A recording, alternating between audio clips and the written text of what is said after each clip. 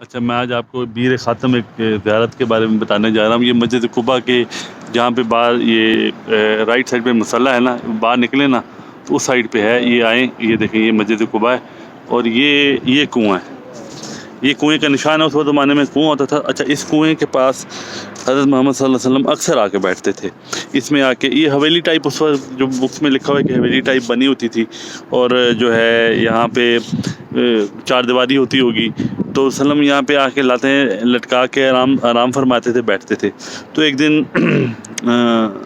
دستک ہوئی تو ابو بکر آئے، حضرت ابو بکر آئے، تو انہوں نے کہا کہ انہوں نے جو بھی خادم تھے وہاں پہ وسلم نے کہا کہ ابو بکر کو اندر آنے دو اور اسے جنت کی بشارت دو۔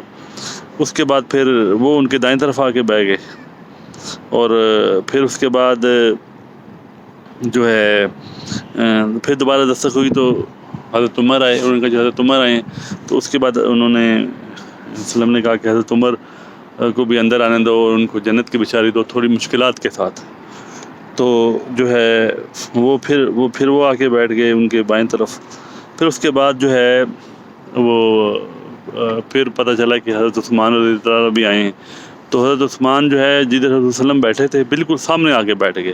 تو وسلم نے کہا کہ حضرت عثمان کو بھی جنت کی بشارت دے دو مشکلات کے ساتھ۔